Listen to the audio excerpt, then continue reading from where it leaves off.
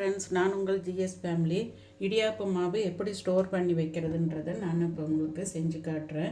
நான் இந்த டம்ளரால் 2 டம்ளர் உங்களுக்கு என்ன அளவு வேணுமோ அந்த அளவுக்கு மாவு எடுத்து கடாய் ஹீட் பண்ணிவிட்டு இந்த மாதிரி மாவை கொட்டிக்கோங்க. கொட்டும்போது உங்களுக்கு திருப்பறதுக்கு கொஞ்சம் உங்களுக்கு அந்த கரண்டியில் திருப்பி காட்டுறேன். திருப்பும்போது உங்களுக்கு கொஞ்சம் சிரமமாக இருக்கிற மாதிரி இருக்கும். அதுக்கப்புறம் பார்த்திங்கன்னா வறுபட்டதுக்கப்புறம் அப்படியே ஸ்மூத்தாக ஆகிடும். நீங்கள் திருப்புற பக்கம் அது திரும்பி வரும். நல்லா இந்த மாதிரி எப்போவுமே ஒரு 1.5 மணி நேரம் 2 மணி நேரம் பச்சரிசியை ஊற வச்சு, அது எந்த கடையில் வாங்கியிருந்தாலும் சரி ரேஷனில் வாங்கியிருந்தாலும் இந்த மாதிரி ஊற வச்சு நீங்கள் நல்லா காய வச்சு அரைச்சி இந்த மாதிரி வறுத்து வச்சிட்டிங்கன்னா நினச்ச நேரம் கொழுக்கட்டை, இடியாப்பம் இந்த மாதிரி உங்களுக்கு பச்சரிசியில் என்னென்ன டிஷ் செய்யணுமோ செஞ்சுக்கலாம். ஸ்டோர் பண்ணிக்கிட்டாலும் வண்டு பிடிக்காது. உங்களுக்கு ரொம்ப நாளைக்கு நல்ல மாவு இருக்குங்க. இந்த மாதிரி நீங்கள் பக்குவப்படுத்தி வச்சுட்டிங்கன்னா மொத்த மாவுமே வறுத்து வச்சுக்கோங்க. அப்பப்போ வறுக்கணுன்ற அவசியம் இல்லை. நான் இப்போ உங்களுக்கு சாம்பிளுக்கோசரம் இப்போ நான் செஞ்சு காமிச்சிட்ருக்குறேங்க. நாங்கள் இப்படி தான் பண்ணிகிட்ருக்குறோம்.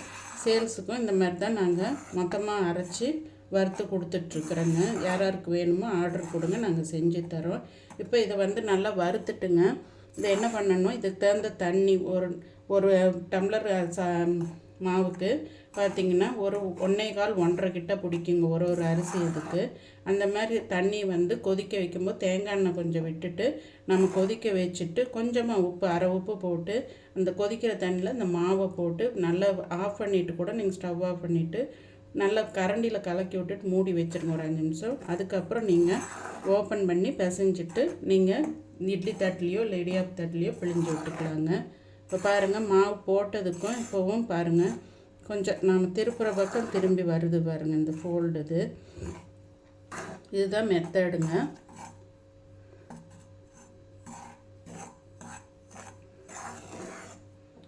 இதே மாதிரி நீங்களும் ட்ரை பண்ணி பாருங்கள்.